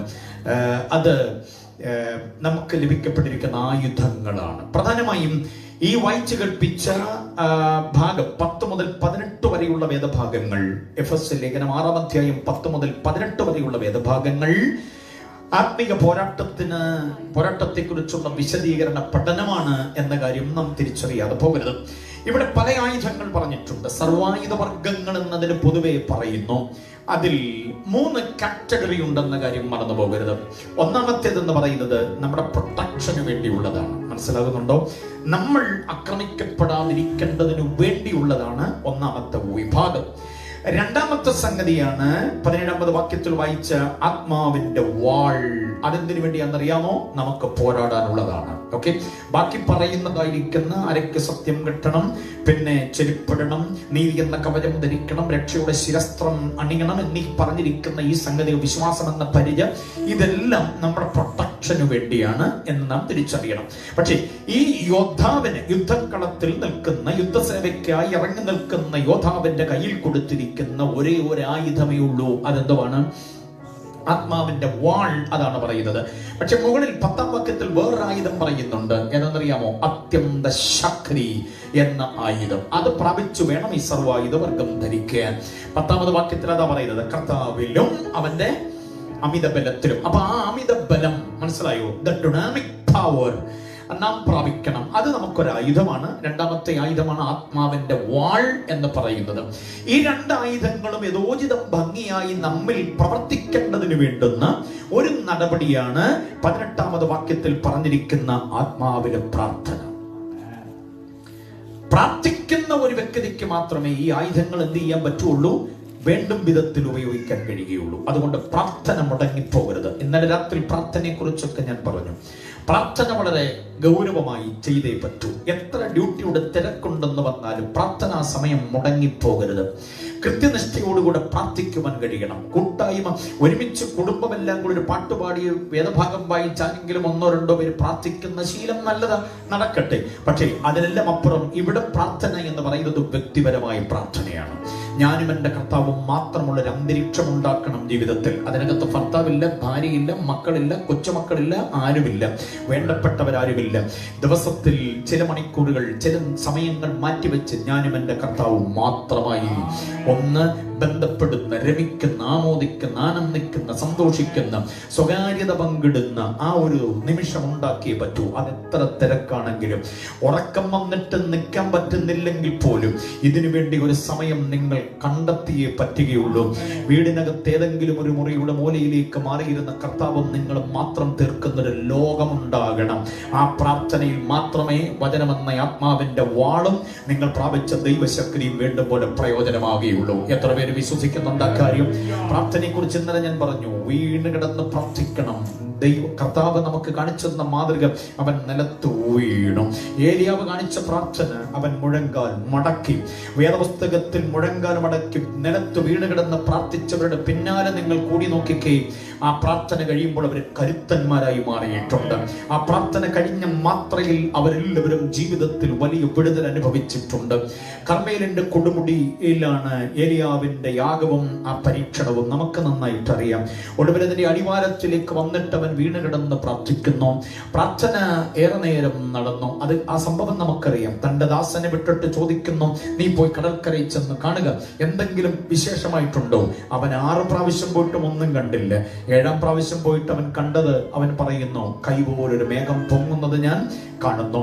പ്രാർത്ഥന സ്ഥലത്തിലായിരുന്നവൻ മുഴങ്കാലിൽ നിന്ന് എഴുന്നേറ്റ് തറയിൽ ഉപ്പുറ്റി ഉറപ്പിച്ചു നിന്നിട്ട് പറയുകയാണ്, നീ മേഘമേ കണ്ടുള്ളൂ, പക്ഷെ ഞാനൊരു വലിയ മഴയുടെ ഇരമ്പം കേൾക്കുന്നു. പ്രാർത്ഥനാ മുറിയിൽ മുട്ടുകുത്തുന്ന വ്യക്തി കാഴ്ചകൾ കാണുന്നവൻ മാത്രമല്ല, ചില കേൾവികളും കൂടെ കേൾക്കും. വേറെ ആരും കേൾക്കാത്തത്, വേറെ ആരും കാണാത്തത് നമുക്ക് നൽകിത്തരാൻ കർത്താവിന് പ്രസാദമാകും. വിശ്വസിക്കുന്നവർ എത്ര പേരുണ്ട്? ഒടുവിൽ മഴയുടെ ഇരമ്പം കേൾക്കുന്നു. കഴിഞ്ഞ 3.5 വർഷം മഴ പെയ്തിട്ടില്ല. ഇപ്പൊ പെയ്യാൻ പോകുന്ന മഴ ഭയങ്കരമായൊരു മഴയാണ്. അവൻ രാജാവിന്റെ അരികിൽ, ആഹാബിന്റെ അരികിൽ ചെന്ന് പറയുന്നു, ഒരു വലിയ മഴ വരാൻ പോകുന്നു. ആ മഴ നിന്നെ തടയാതിരിക്കേണ്ടതിന് രഥം പൂട്ടി പൊയ്ക്കൊള്ളുക. എവിടാ? യെരൂശലേമിലേക്ക്. ഈ കർമ്മേലിന്റെ അടിവാരത്തിൽ നിന്ന് യെരൂശലേമിലേക്ക് എത്തണമെങ്കിൽ 27 മൈൽ യാത്ര ചെയ്യണം. കിലോമീറ്റർ അല്ല, 27 മൈൽ യാത്ര ചെയ്യണം. മലയിറങ്ങി ചുരമിറങ്ങി വരണം. സമതലം വരണമെങ്കിൽ ഏതാണ്ട് ഒരു 7 കിലോമീറ്റർ കഴിഞ്ഞെങ്കിലേ പറ്റുകയുള്ളൂ. പക്ഷേ ഈ ചുരമിറങ്ങി പോകേണ്ടതായിരിക്കുന്ന ആ യാത്ര മഴ കൊടിയതായി പെയ്താൽ യാത്ര മുടങ്ങിപ്പോകും. ഇത് മുന്നറിഞ്ഞ കണ്ടോ, പ്രാർത്ഥിക്കുന്നവന്റെ ദീർഘവീക്ഷണം കർത്താവ് വെളിപ്പെടുന്ന കണ്ടോ. മഴ നിന്നെ തടയാതിരിക്കാൻ നീ രഥം പൂട്ടി പോയിക്കൊള്ളുക. പക്ഷെ കേൾക്കണം ഒരു കാര്യം, രഥം പൂട്ടി ആഹാബ് പോകുമ്പോ തന്നോട് ഈ ദർശനം പറഞ്ഞ യാത്രമധ്യേ ഉണ്ടായേക്കാവുന്ന പ്രതിസന്ധികൾ മുന്നറിയിപ്പ് തന്നവനെയും കൂടി ഇതിനകത്ത് കയറ്റിക്കൊണ്ടു പോകാനുള്ള നന്ദി കാണിക്കാതെ സ്വന്തമായി രഥമുള്ളവൻ അത് ഓടിച്ചു പോകുമ്പോ ഏലിയാവ് വഴിയിൽ ഒറ്റപ്പെട്ടു പോവുകയാണ്. പക്ഷേ പ്രാർത്ഥനാ മുറിയിൽ ഇരുന്നവനെ ദൈവത്തിന് കൈവിടാൻ പറ്റില്ല. തന്നോട് അപേക്ഷിച്ചവനെ കൈവിടാൻ പറ്റില്ല. ഏലിയാവിനെ കർത്താവ് ശക്തീകരിച്ചു. ആഹാബിന്റെ രാജകീയ കുതിരകളെ കെട്ടിയതായിരിക്കുന്ന രഥത്തെ പിന്നിലാക്കിക്കൊണ്ട് അതിന്റെ മുൻപേ കയറി ഓടാൻ കർത്താവ് കൃപ ചെയ്തു. ഇന്ന് പകരം ഞാനൊരു ദൂത് പറയാം. ഇതിനകത്ത് ശ്രദ്ധിക്കുന്നവരും ലൈവിൽ എന്നെ വീക്ഷിക്കുന്നവരോടും ഞാനൊരു കാര്യം പറയാം. ഈ ദിവസങ്ങളിൽ പ്രാർത്ഥനയുടെ അവസ്ഥയൊന്ന് മാറ്റി ഒന്നുകൂടെ ശക്തമായി പ്രാർത്ഥനാ മുറിയിൽ നീ ഒന്ന് പ്രവർത്തിക്കുവാൻ, പ്രാർത്ഥനാ മുറിയിൽ ഒന്നുകൂടെ സമർപ്പിക്കുവാൻ തയ്യാറായാൽ, ഒന്നുകൂടെ പ്രാർത്ഥനയുടെ അവസ്ഥയ്ക്കൊരു മാറ്റം വരുത്താൻ തയ്യാറായാൽ, ചിലതിന്റെ മുൻപേ കയറി ഓടാൻ ദൈവം കൃപ തരും. ഈ തടസ്സമാണെന്ന് വിചാരിച്ച് നിൽക്കുന്ന ചില മതിൽക്കെട്ടുകളെ ചാടിക്കടക്കുവാൻ കർത്താവ് ശക്തീകരിക്കും. വിശ്വസിക്കുന്നവർ എത്ര പേരുണ്ട്? അടഞ്ഞു കിടക്കുന്ന ചില വാതിലുകൾ കയറിപ്പറ്റാൻ പറ്റുന്നില്ല, ആഗ്രഹിച്ചതുപോലെ കാര്യങ്ങൾ നടക്കുന്നില്ല. ചിലരൊക്കെ മുൻപേ ക്യൂവിലാണ്, എനിക്ക് അവർ മാറിയിട്ട് വേണം കയറാൻ എന്ന് വിചാരിച്ച് നീ ഓച്ചാനിച്ച് നിൽക്കേണ്ടതില്ല. പ്രാർത്ഥന മുറിയിൽ പ്രാപിച്ച കരുത്തുമായി നീ ചിലരെ പിന്നിലാക്കിക്കൊണ്ട് മുൻപോട്ട് പോകും. നീ എത്തിക്കഴിഞ്ഞേ അവരെത്തുകയുള്ളൂ. വിശ്വസിക്കുന്നവർ കർത്താവിനെ സ്തുതിക്കട്ടെ. ഈ പ്രാർത്ഥന അന്തരീക്ഷം നമ്മിലുണ്ടെങ്കിൽ, ഈ പ്രാർത്ഥന അനുഭവം നമ്മിലുണ്ടെങ്കിൽ നമ്മുടെ പോരാട്ടത്തിൽ വിജയിക്കാൻ കഴിയും.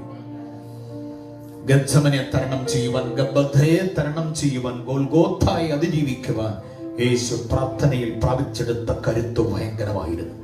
നമുക്കുമുണ്ട് ഗത്സമന, നമുക്കുമുണ്ട് ഗബ്ബഥ, നമുക്കുമുണ്ട് ഗോൽഗോഥ, നമുക്കുമുണ്ടൊരു കല്ലറ. ഇതെല്ലാം ഉണ്ട്. ആക്ഷേപങ്ങൾ പിന്നണിയിൽ നിന്നുകൊണ്ട് ആക്ഷേപിക്കുന്നവർ, അനുമോദിക്കുന്നവരല്ല, ആക്ഷേപിക്കുന്നവരും കല്ലെറിയുന്നവരും ഒക്കെ ഉണ്ടാകാം. പക്ഷേ അതിന്റെ എല്ലാം മുൻപിലൂടെ നെഞ്ചിരിച്ചു പോകാൻ കഴിയേണ്ട കരുത്ത് നാം പ്രാപിക്കുന്നത് പ്രാർത്ഥനാ മുറിയിലായിരിക്കണം. Praise the Lord. അതൊരായുധമാണ് എന്നറിയണം. അതാണ് ഏതു നേരത്തും ആത്മാവിൽ പ്രാർത്ഥിക്കണം. വെറുതെ ജൽപ്പനമല്ല, അതരചർവണമല്ല, ജാതികളെ പോലെ എന്തെങ്കിലുമൊക്കെ കർമ്മം തീർക്കുന്ന പ്രാർത്ഥനയാകരുത്. ആത്മാവിൽ പ്രാർത്ഥിക്കണമെന്നാണ് പറയുക. ആത്മാവിൽ പ്രാർത്ഥിക്കുമ്പോൾ സ്വർഗത്തിലെ സാത്താന്യ മണ്ഡലങ്ങളെ തകർക്കാൻ കഴിയുന്നു. ഇവിടെയുള്ള ലോകാധിപത്യത്തിനെതിരെ വെല്ലുവിളി മാറുന്നു. വാഴ്ചകളും അധികാരങ്ങളും നമ്മുടെ മുമ്പിൽ പ്രകമ്പനം കൊള്ളുന്നു. ആത്മാവിൽ പ്രാർത്ഥിക്കാൻ കഴിയണം. എത്ര പേര് തയ്യാറാകും? അത് ആത്മീയ ജീവിതത്തിന്റെ വഴിത്താരയിൽ ആത്മാവിൽ പ്രാർത്ഥിക്കുവാൻ കഴിയുന്ന ഒരു അനുഭവത്തിലേക്ക് എന്നെ നയിക്കണമേ എന്ന പ്രാർത്ഥന ഈ ദിവസങ്ങളിൽ ഉണ്ടായേ പറ്റൂ. ആത്മാവിൽ പ്രാർത്ഥിക്കുവാൻ കഴിയും. നമ്മൾ പ്രാർത്ഥിച്ചു കഴിയുമ്പോൾ നമ്മുടെ ചില വിഷയങ്ങൾ, നമ്മൾ സ്ഥിരം പ്രാർത്ഥിക്കുന്ന കുറെ വിഷയങ്ങളുണ്ട്. പക്ഷെ ആത്മാവിൽ പ്രാർത്ഥിക്കുമ്പോഴുണ്ടല്ലോ, നമ്മൾ ഒരിക്കലും ചിന്തിച്ചിട്ടില്ലാത്ത ചില വിഷയങ്ങൾ ആത്മാവ് ഏറ്റെടുത്ത് നമ്മിലൂടെ കർത്താവിനോട് സംസാരിക്കും. Price the Lord. നമുക്കറിയാത്തതായിരിക്കുന്ന കാര്യങ്ങൾ, നമ്മൾ ഒരിക്കലും സ്വപ്നേവി വിചാരിച്ചിട്ടില്ലാത്ത ചില മണ്ഡലങ്ങൾ ദൈവത്തിന്റെ ആത്മാവ് പ്രാർത്ഥനയും നയിക്കും. അത് നമുക്ക് ഉപകാരമായി തീരും. Price the Lord. മനസ്സിലാകുന്നുണ്ടോ ഞാൻ പറയുന്നത്? ഏറ്റവും ശ്രേഷ്ഠമായിരിക്കുന്ന രണ്ട് ആയുധങ്ങളെ അവിടെ നൽകി തരുന്നുണ്ട്. ഒന്ന് എന്ന് പറയുന്നത് 10ാമത് വാക്യമാണ്, അമിത ബലമാണ്, അമിത ശക്തിയാണ്. അത് നാം പ്രാപിക്കുമ്പോൾ പോരാട്ടത്തിൽ അത് സവിശേഷമായ മൂർച്ചയുള്ള ഒരു ആയുധം തന്നെയാണ്. നമ്മൾ ബലഹീനരാണ്, നമ്മുടെ ശരീരം ബലഹീനമാണ്. പക്ഷെ ഈ ബലഹീന ശരീരത്തിലേക്ക് ദൈവം വ്യാപരിപ്പിച്ചിരിക്കുന്നവന്റെ ശക്തിയുടെ വലിപ്പം നാം ഏറ്റെടുത്തു കഴിയുമ്പോൾ അത് ഈ പോരാട്ടത്തിൽ ഒരു ജയം തന്നെയാണ്. ഏറ്റവും വിശേഷമായ ഒരു ആയുധമാണ്. ആ ശക്തി കൊണ്ട് അപ്പോസ്തലനായ പൗലോസ് ജയം പ്രാപിച്ച 3 സന്ദർഭങ്ങളെ ഞാൻ വിലയിരുത്തുമ്പോൾ നിങ്ങൾക്കതിന്റെ കാര്യം ബോധ്യമാകും. ശ്രദ്ധിച്ചു കേൾക്കണം. അപ്പോസ്തലനായ പൗലോസിനെ കുറിച്ച് നമ്മൾ വായിക്കുന്ന ഒരു വാക്യമുണ്ട്. അപ്പോസ്തല പ്രവൃത്തി 9-ാം അധ്യായം 22-ാമത് വാക്യം. Book of Acts chapter 9 verse 32 വായിക്കുമ്പോൾ പൗലോസ് പ്രാപിച്ച ശക്തിയുടെ വല്ലഭത്വം തിരിച്ചറിയാം. ശൗലോ മേൽക്കുമേൽ ശക്തി പ്രാപിച്ചു. ഞാൻ പറഞ്ഞു കഴിഞ്ഞു, പോരാട്ടത്തിന് ശക്തി ഒരു അനുഗ്രഹീതമായ ഉന്നം പിഴയ്ക്കാത്ത ആയുധമാണ്. പാട്ടുപാടുന്ന താളത്തിനൊത്ത് എന്തെങ്കിലുമൊക്കെ അന്യഭാഷ പറഞ്ഞ അല്പസമയത്തേക്കൊന്ന് ശരീരം വൈബ്രേറ്റ് ചെയ്യിക്കാൻ വേണ്ടി മാത്രമല്ല ഈ ശക്തി. പ്രാർത്ഥനാ മുറിയിലും ഇത് പ്രയോഗിക്കാൻ കഴിയണം. ആത്മീയ ജീവിതത്തിന്റെ വഴിത്താരയിൽ ഈ അത്യന്ത ശക്തി നമുക്ക് ഉപകാരമാകണം.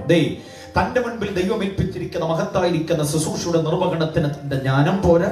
ഗമാലിയലിന്റെ കാൽക്കലിരുന്ന് പഠിച്ചെടുത്ത് ഏതെങ്കിലും വിധത്തിലുള്ളതായിരിക്കുന്ന സിദ്ധാന്തങ്ങൾ പോരാ എന്ന് ബോധ്യമായവൻ ഇരുന്ന് പ്രാർത്ഥിക്കുന്നു. തോൽക്കൊള്ളനായ ശിമോന്റെ വീട്ടിൽ കർത്താവിന്റെ പ്രസാദം അവന്റെ മേൽ വന്നിട്ട് അവൻ ശക്തിയിൽ നിറഞ്ഞു എന്നല്ല, പിന്നെ എങ്ങനെ മേൽക്കുമേൽ. എത്ര പേര് ആഗ്രഹിക്കുന്നു മേൽക്കുമേൽ ശക്തി പ്രാപിക്കാൻ?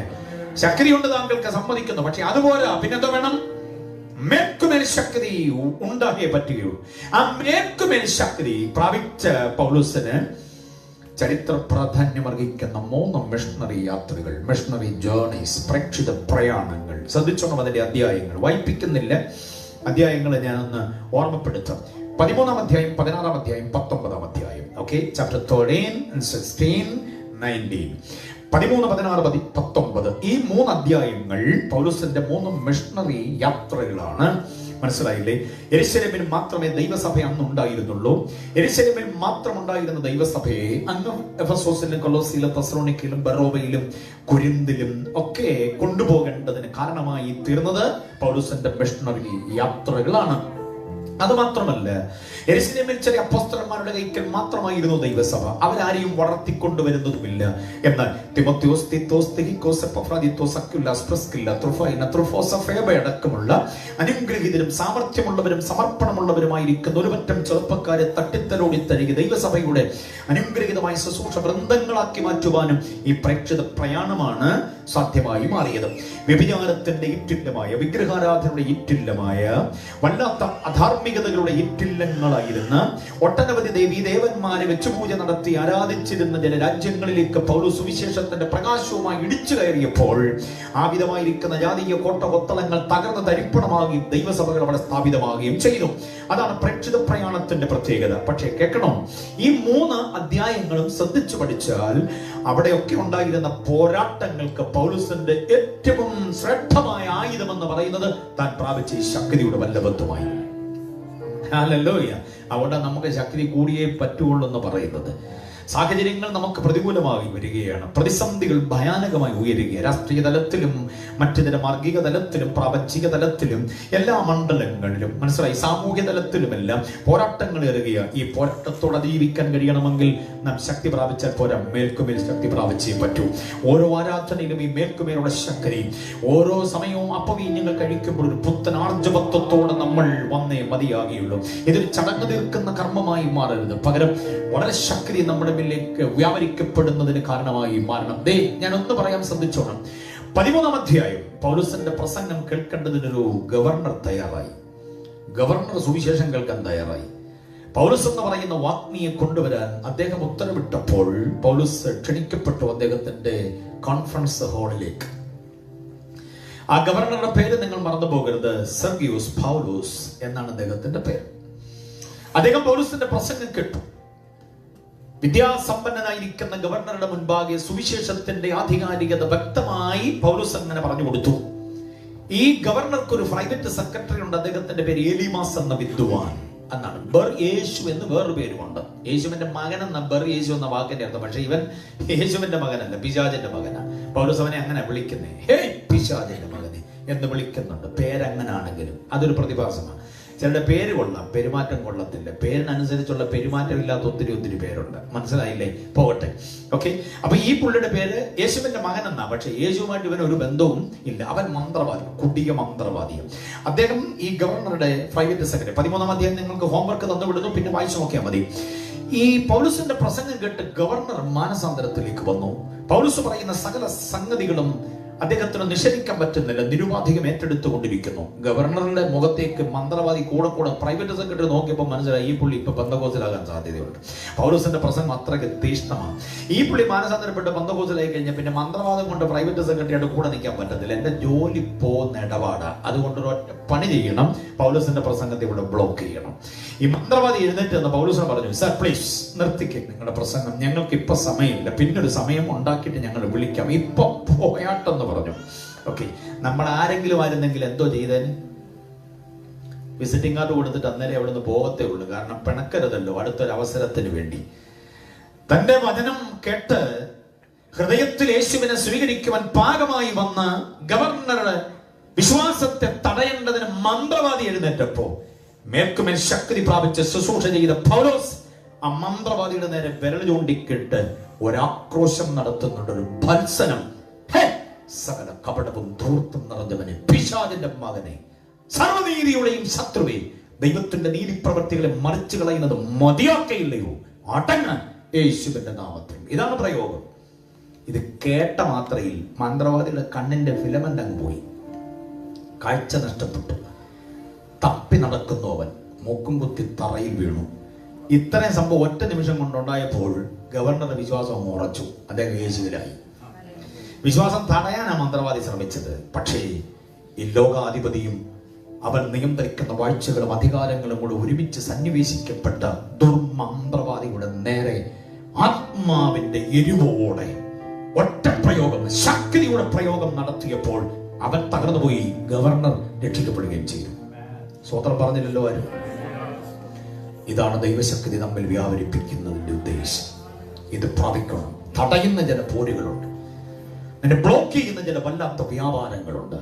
അതിനെ ബ്ലോക്ക് ചെയ്യുവാൻ കഴിയുന്ന ഒരു ശക്തിയാണ് നമ്മിൽ വ്യാപരിക്കുന്നത്. കാരണം ഇത് ശക്തിയല്ല, അത്യന്ത ശക്തിയാണ്. ഒടുവിൽ കർത്താവിനും അവന്റെ അമിതബലം എന്ന് പറഞ്ഞാൽ എന്താ അർത്ഥം എന്നറിയാമോ? ഈ ഗവർണറിൽ ഈ മന്ത്രവാദിയിൽ വ്യാപരിച്ചിരിക്കുന്ന ദുഷ്ടഭൂത പ്രേത പിശാചിന്റെ ശക്തി അതിജീവിക്കുന്ന ശക്തിയാണ്. അതാ നമ്മിൽ വ്യാപരിക്കുക. എത്ര പേര് ആഗ്രഹിക്കുന്നുണ്ട് ശക്തി? ഇതാ 13-ാം അധ്യായം. അതിന്റെ 8-9 വാക്യം നിങ്ങൾ വായിക്കണം. 9-ാം വാക്യം വായിക്കണം. 13-9 വായിക്കുമ്പോൾ ശൗൽ ആത്മപൂർണനായി, ഉണ്ടോ, അമിതബലത്തിന്റെ പൂർണ്ണതയിലേക്ക് വന്നു കഴിഞ്ഞപ്പോൾ ശാസിക്കുന്നു. അപ്പോൾ അത്യന്ത ശക്തി നമുക്കൊരു ആയുധമാണെന്നാണ് ഞാൻ പറഞ്ഞു വന്നത്. എത്ര പേർക്ക് ബോധ്യമായി? ഇനി അത്യന്ത ശക്തി ആയുധമായി പൗലോസ് ഉപയോഗിക്കുന്നത് 2-ാം മിഷണറി യാത്ര 16-ാം അധ്യായമാണ്. 16-ാം അധ്യായത്തിൽ ഈ അത്യന്ത ശക്തി കൊണ്ട് കാരാഗ്രഹത്തിന്റെ അടിസ്ഥാനം ഇളകുന്നത് കെട്ട് തഴമ്പിച്ച ഭാഗമായതുകൊണ്ട് ഞാൻ വിവരിക്കുന്നില്ല. പാറയിൽ ക്രമീകരിച്ച പാറക്കല്ല് കൊണ്ട് പരസ്പരം യോജിപ്പിച്ചുണ്ടാക്കിയിരിക്കുന്ന വളരെ വിദഗ്ധമായ നിലയിൽ നിർമ്മാണ പ്രക്രിയ നടത്തിയിട്ടുള്ളത് റോമൻ കാരാഗ്രഹം എന്ന് പറയുന്നത്. നമ്മുടെ കാരാഗ്രഹം തുറന്ന ആളുകൾ ഇറങ്ങിപ്പോയിട്ടുണ്ട്, അറിയാമോ?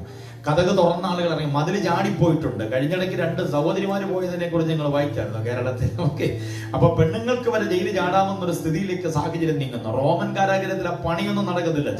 അതിന്റെ നിർമ്മാണ പ്രക്രിയ ഭയങ്കരമാണ്. കല്ലിനോട് ചേർത്ത് വെച്ചിട്ട് തുറക്കാൻ പറ്റത്തില്ല, പാറയാണ്. മനസ്സിലായില്ലേ? ഇങ്ങനെയുള്ള ഭയങ്കര സംഗതികളാണ്. ആ കാരാഗ്രഹത്തിൽ അടച്ചിട്ടിരിക്കുമ്പോൾ ആത്മാവിൽ പ്രാർത്ഥിച്ചു. ശക്തിയുടെ വ്യാപാരം ഇറങ്ങി, അടിസ്ഥാനം ഇളകിപ്പോയി. മാത്രമല്ല, സകല തടവുകാരുടെ ചങ്ങല കൂടെ അഴിഞ്ഞു, സകല വാതിലും തുറന്നു. ഭൂകമ്പം ഉണ്ടായി. അതിനകത്ത് ദൈവത്തിന്റെ പ്രവൃത്തി ഭയങ്കരമാണ്. സാധാരണ ഭൂകമ്പം ഉണ്ടായാൽ മേൽക്കൂര ഇടിഞ്ഞ് താമസിക്കുന്നവന്റെ ഉച്ചിയിലോട്ട് വീണ മിക്കവാറും മരണം സംഭവിക്കുക. പക്ഷെ ഇത്രയും വലിയ പാറക്കല്ല് ഉള്ള കാരാഗ്രഹത്തിനകത്ത് ഭൂകമ്പം ഉണ്ടായിട്ടും ആർക്കും ഒരു ജീവാപായം ഉണ്ടായില്ല. മനസ്സിലായോ? മേക്കൂര അടിസ്ഥാനം ഇളകിയിട്ട് മേക്കൂര ആരുടെയും മണ്ടയിലോട്ട് വീണില്ല. ദൈവത്തിന്റെ പ്രവൃത്തി എത്ര വല്ലഭത്വമാണ്! ഈ അത്യന്ത ശക്തിയുടെ വ്യാപാരം 16-ാം അധ്യായത്തിൽ നമുക്ക് കാണാൻ കഴിയുന്നുണ്ട്. പൗലോസ് പ്രാപിച്ച മേൽക്കുമേലുള്ള ശക്തി. അപ്പൊ നോക്കിക്കേ, 1-ാം അധ്യായത്തിൽ ദുർമന്ത്രവാദിയിലൂടെ, 2-ാം അധ്യായത്തിൽ കാരാഗ്രഹത്തിനകത്തും ദൈവശക്തി വ്യാപരിക്കപ്പെടുന്നത് കാണാൻ കഴിയുന്നുണ്ട്. ഇതിനകത്തൊരു വിശേഷ ചിന്ത യൂത്ത് മനസ്സിലാക്കാൻ വേണ്ടി ഞാൻ പറയാം, ശ്രദ്ധിച്ചു കേട്ടോണം. 16-ാം അധ്യായത്തിൽ പൗലോസ് പ്രാപിച്ച അത്യന്ത ശക്തിയിൽ കാരാഗ്രഹം പൊളിക്കാനും ചങ്ങല അഴിക്കാനും മാത്രമുള്ള ശക്തിയല്ല, വിവേചനത്തിന്റെ ശക്തി കൂടിയാണ്. അത് പ്രാപിച്ചോളെ. എന്തിന്റെ ശക്തിയാ? ഡിസേർണിംഗ് പവർ. അത് പ്രാപിച്ചോ. ചിരിക്കുന്ന എല്ലാവരും നന്നായിട്ട് ചിരിക്കുകയാണെന്നൊന്നും ചിന്തിക്കരുത്. കൈ തരുന്ന എല്ലാവരും സന്തോഷമാണെന്ന് ചിന്തിക്കരുത്. മനസ്സിലായോ? നമുക്ക് SMS അയച്ചവരും ഗുഡ് മോർണിംഗ്, ഗുഡ് ഈവനിങ്, കഴിച്ചോ, കുടിച്ചോ, കിടന്നോ, ഉറങ്ങിയോ എന്നൊക്കെ ചോദിക്കുന്നവരൊക്കെ നല്ല നിലയിലാണ് ചിന്തിക്കരുത്. ഓരോ ഗുഡ് മോർണിംഗും ഓരോ ഗുഡ് ഈവനിങ്ങിനകത്തും ഡിസേർണിംഗ് പവർ ഉണ്ടാകണം. സ്വതന്ത്രമൊന്നും ആരും പറയുന്നില്ല. ഇതില്ലെങ്കിലുണ്ടല്ലോ നീ കുരുങ്ങി പോകും. ഫിലിപ്പിയിലൂടെ പൗലോസും ശീലാസും നടക്കുമ്പോൾ പരിചയമുള്ള ആരുമില്ല അവിടെ. പാസ്റ്റർ പ്രൈസ് ലോർഡ് എന്ന് പറയാൻ ആരുമില്ല അവിടെ. സ്വീകരിക്കാൻ ആരുമില്ല. വീട്ടിൽ കൊണ്ടുപോകാൻ ആരുമില്ല. അങ്ങനെ അപരിചിതമായ തെരുവിലൂടെ ഇങ്ങനെ നടക്കുമ്പോ പുറകിലൊരു ശബ്ദം കിട്ടു. തിരിഞ്ഞു നോക്കിയപ്പോ സുന്ദരിയായ ഒരു പെങ്കൊച്ച്. അവൾ വിളിച്ചു പറയുന്നു നാട്ടുകാരോട്, ഹലോ, എല്ലാവരും ശ്രദ്ധിച്ച്, അത്യുന്നതനായ ദൈവത്തിന്റെ ദാസന്മാരാണ് ഇവർ രക്ഷാവചനം ഘോഷിക്കുന്നവരാ. ഇവർക്ക് ചെവി കൊടുത്താൽ നിങ്ങൾ രക്ഷപ്പെടും. ആരാ പറയുന്നേ? ഒരു പെങ്കൊച്ച്. ഇത് സ്ഥിരം ഇങ്ങനെ അങ്ങ് നടന്നു. 1, 2, 3, 4 ദിവസം. ആരും പരിചയക്കാരില്ലാത്ത ഒരു ദേശത്തോടെ നമ്മൾ സഞ്ചരിക്കുമ്പോൾ നമ്മളെ ഇങ്ങനെ പ്രൊമോട്ട് ചെയ്യാൻ ഒരാളുണ്ടെങ്കിൽ ആദ്യത്തെ നമ്മുടെ നടപടി എന്തായിരിക്കും? കൂടെ കൊണ്ടുപോകുന്നതിന് മുമ്പ് അവിടെ വാട്സപ്പ് നമ്പർ വാങ്ങിയല്ലേ, അവരുടെ ഇമെയിൽ കയ്യിലെ ആക്കത്തില്ലേ? പക്ഷേ അകത്ത് വ്യാപരിച്ച ശക്തി അടിസ്ഥാനം ഇളക്കുന്നത് മാത്രമല്ല, എന്ത് വേണം, എന്ത് വേണ്ട, എന്ത് തള്ളണം, എന്ത് കൊള്ളണം, എന്ത് കേൾക്കണം, എന്ത് കേൾക്കരുത് എന്ന ഡിസേർണിംഗ് പവറും കൂടെ ഉള്ളതാ ഈ പ്രാപിച്ച ശക്തി. അതാണ് ആയുധമായി മാറുന്നത്. പൗലോസ് തിരിഞ്ഞു നിന്നിട്ട് അവളെ നോക്കി ശാസിച്ചു, യേശുവിന്റെ നാമത്തിൽ പുറത്തു പോ എന്ന് പറഞ്ഞപ്പോൾ അധികമായി അവളിൽ വ്യാപരിച്ചിരുന്ന പൈശാചിക പോരുകൾ വിട്ടുപോയി. അവൾ സുബോധത്തിലേക്ക് വന്നു. അപ്പൊ ഓർത്തോണം, ഈ അത്യന്ത ശക്തി ഡിസേണിംഗ് പവറും കൂടിയാണ്, വിവേചനത്തിന്റെ ശക്തിയാണ്. ഇതാണ് ആത്മീയ പോരാട്ടത്തിന് നമുക്ക് വിജയം തരുന്നത്. ആവശ്യമില്ലാത്ത കുരുക്കിനകത്തും ഇടപാടിനകത്തും കൂനാങ്കുരുക്കിലൊന്നും ചെന്ന് ചാടാതിരിക്കണമെങ്കിൽ പ്രാപിച്ച ശക്തി വിവേചനത്തിന്റെ ശക്തിയാക്കിക്കോണം. പ്രാർത്ഥിക്കണമെന്നും കർത്താവ് വിവേചനത്തിന്റെ ശക്തി തരണേ. ആളിനെ തിരിച്ചറിയുവാൻ, കാര്യങ്ങളെ തിരിച്ചറിയുവാൻ, സംഭവങ്ങളെ നന്നായി തിരിച്ചറിയുവാൻ, എന്ത് പറയണമെന്നുള്ളതിനെ കുറിച്ച് തിരിച്ചറിവ്, അവബോധം എന്നത് പ്രാപിച്ചോളൂ. അപ്പൊ 16-ാം അധ്യായത്തിൽ തന്നെ ആത്മാവിന്റെ ഡെമോൺസ്ട്രേഷൻ 2 രീതിയിൽ. ഒന്ന്, പൊളിച്ചടുക്കുന്നു കാരാഗ്രഹവും ഒക്കെ. മറ്റൊന്ന്, അപായപ്പെടുത്തുവാൻ ശ്രമിക്കുന്ന ശത്രുവിന്റെ തന്ത്രങ്ങളെ ഗംഭീരമായി തകർക്കുന്നു. ആത്മീയ പോരാട്ടത്തിന്റെ വിജയം കണ്ടോ? എന്തിനാലുള്ള വിജയമാ? ആത്മശക്തിയാലുള്ള വിജയം. കരങ്ങൾ ഉയർത്തി കർത്താവിനെ സ്തുതിച്ച് 3-ാമത്തെ പോരാട്ടം 19-ാം അധ്യായം 3-ാമത്തെ മിഷണറി യാത്രയിലാണ് കാണാൻ കഴിയുക. അവിടെ എന്താ സംഭവിക്കാന്നറിയാമോ? 50,000 വെള്ളിക്കാശ് മൂല്യമുള്ളതായിരിക്കുന്ന മന്ത്രവാദ പുസ്തകങ്ങളെ കൊണ്ടുവന്ന് കൂനുകൂട്ടിയിട്ട് തീയിട്ട് ചുട്ട് കളഞ്ഞിട്ട് മന്ത്രവാദികൾ മുഴുവൻ കൂട്ടത്തോടെ രക്ഷിക്കപ്പെട്ട ദൈവസഭയ്ക്കകത്ത് കയറി. എന്ന് പറഞ്ഞാൽ മന്ത്രവാദികളുടെ മൊത്തവും ആടപടലെ മുഴുവനും എണ്ണത്തെയും കർത്താവിലേക്ക് കൊണ്ടുവരുവാൻ കഴിഞ്ഞ ഒരു ശക്തിയുടെ വ്യാപാരം. എഫസോസിലാണ് സംഭവം നടക്കുക. സുവിശേഷത്തിന് ഇവിടെ സാധ്യതയില്ല. അർത്തമീസ് മഹാദേവിയുടെ നഗരമാണിത്. കണ്ടില്ലേ? ഡയാന എന്ന ദേവിയുടെ, അവളെ പൂജിച്ച് അവളെ പ്രസാദിപ്പിച്ച് ജീവിക്കുന്ന ജനകോടികളുടെ ഇടയിൽ സുവിശേഷത്തിന്റെ സത്യമായ വസ്തുത ഉറക്ക പ്രഖ്യാപനം ചെയ്തപ്പോൾ അർത്തമീസ് മഹാദേവിക്ക് ഒരു ശക്തിയുമില്ല എന്ന് സുവിശേഷം വെളിപ്പെടുത്തി ജനങ്ങൾ മുഴുവനും കൂടെ പൗലോസിന്റെ അരികിലേക്ക്, പൗലോസ് പ്രസംഗിച്ച ക്രിസ്തുവിലേക്ക് ആ ജനങ്ങളെ മുഴുവനും അന്ധതയിലൂടെ ആനയിച്ചതായിരിക്കുന്ന മന്ത്രവാദികൾ അവരുടെ പുസ്തകം കൂടെ ചുട്ട് കളഞ്ഞിട്ട് കർത്താവിലേക്ക് വന്നു. ദൈവത്തിന്റെ പ്രവൃത്തി ഭയങ്കരമാണ്. ഞാൻ പറയട്ടെ, ഈ അത്യന്ത ശക്തി നമ്മിലേക്ക് വ്യാപരിപ്പിക്കുവാൻ നാം ഏൽപ്പിച്ചു കൊടുക്കുമ്പോൾ ആത്മീയ പോരാട്ടത്തിൽ ശക്തിയാൽ നാം വിജയം പ്രാപിക്കും. അത് ആഗ്രഹിക്കുന്നവർ കർത്താവിനെ സ്തുതിച്ചാട്ടെ. അത്യന്ത ശക്തി കൊണ്ടുള്ള ഒരാത്മീക പോരാട്ടമാണ് നമുക്ക് അനിവാര്യം. ഒരെണ്ണം കൂടെ പറഞ്ഞ് ഞാൻ നിർത്താം. 17-ാമത് വാക്യം 18-ാമത് വാക്യത്തിൽ നമ്മൾ കണ്ടത്, 17-ാമത് വാക്യത്തിൽ കണ്ടത് ആത്മാവിന്റെ വാൾ. അതെന്തുവാണെന്നറിയാമോ? ദൈവത്തിന്റെ വചനമാണ്. വചനമെന്ന ആത്മാവിന്റെ വാൾ എടുത്തുകൊണ്ട് നിൽക്കണം. ഓക്കെ, അപ്പം 1 അത്യന്ത ശക്തി, 2 വചനമെന്ന വാൾ. ഒരു വാക്യം ഒന്ന് വായിക്കാമോ? 147-ാം സങ്കീർത്തനം. ഒരു അനുഗ്രഹീതമായിരിക്കുന്ന അക്ഷരം കൊണ്ടുള്ളൊരു ചിത്രമുണ്ട്. ഒരു യഥാർത്ഥ ഭക്തൻ, ഒരു പടയാളിയുടെ അനുഗ്രഹീതമായ ചിത്രം സങ്കീർത്തനക്കാരൻ വരച്ചു കാട്ടുന്നുണ്ട്. 149-ാം സങ്കീർത്തനം അതിന്റെ 6-ാമത് വാക്യം നോക്കിക്കേ.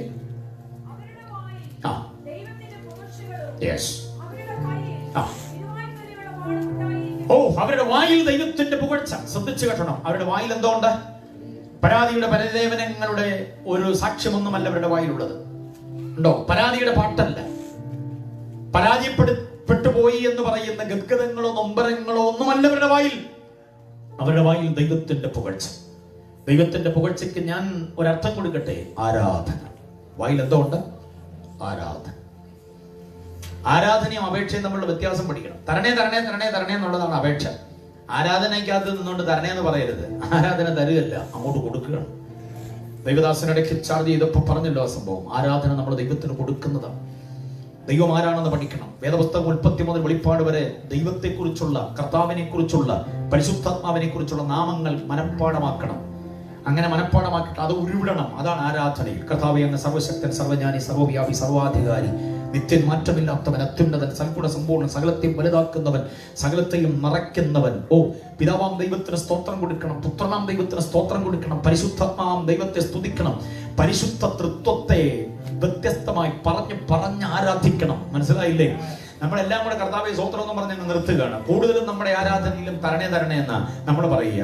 ആരാധനയിൽ തരണേ തരണേ എന്ന് പറയുന്ന പ്രയോഗമില്ല. ആരാധനയിൽ കർത്താവ് ആരാണെന്ന് സമർത്ഥിക്കുകയാണ് നമ്മൾ. മനസ്സിലാകുന്നുണ്ടോ? അതാണ് ആരാധന ചെയ്യേണ്ടത്. അതാണ് വായിൽ പുകഴ്ച. കണ്ടില്ലേ? എന്റെ കർത്താവേ, അങ്ങ് സർവശക്തൻ, അങ്ങ് വിശുദ്ധിയിൽ ഭയങ്കരനാണ്. കർത്താവദാസൻ പറയുന്നത് കേട്ടിട്ടുണ്ടാവും നിങ്ങൾ.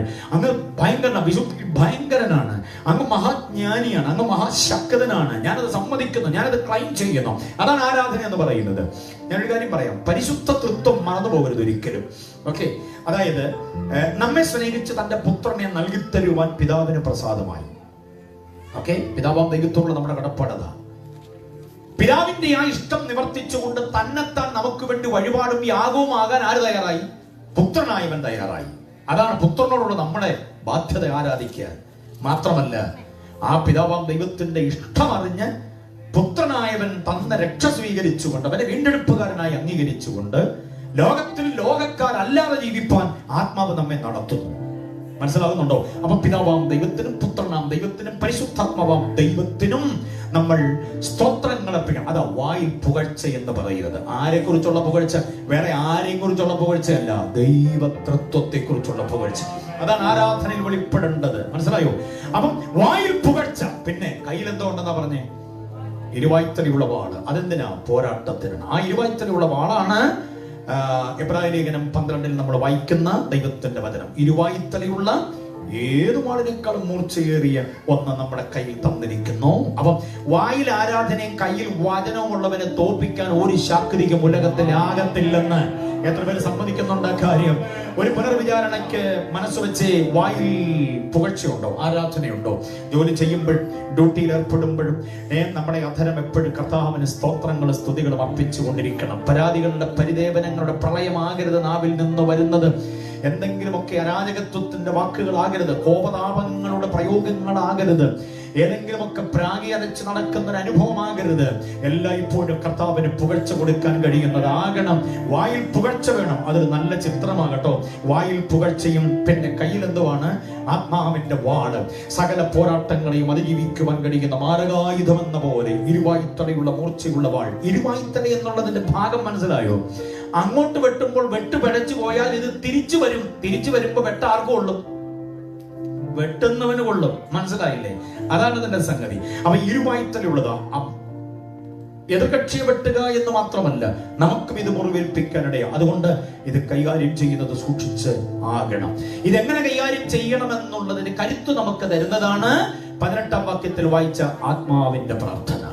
ആത്മാവിൽ പ്രാർത്ഥിക്കുമ്പോൾ അത്യന്ത ശക്തിയും ഈ വചനമെന്ന വാളും വേണ്ടും വിധത്തിൽ പ്രയോഗിക്കാൻ നമുക്ക് കഴിയും. യുദ്ധോപകരണങ്ങളെല്ലാം ഉണ്ട്, എല്ലാം ഉണ്ട്. പക്ഷേ കൈകാര്യം ചെയ്യാൻ അറിയത്തില്ലെങ്കിലോ? കൈകാര്യം ചെയ്യാൻ അറിയത്തില്ലെങ്കിൽ യുദ്ധത്തിൽ നമ്മൾ തോറ്റുപോകും. ഏത് സാധാരണ ഉപകരണമാണെങ്കിലും അത് കൈകാര്യം ചെയ്യുവാനുള്ള മികവ് നമുക്കുണ്ടെങ്കിൽ നാം ജയം പ്രാപിക്കും.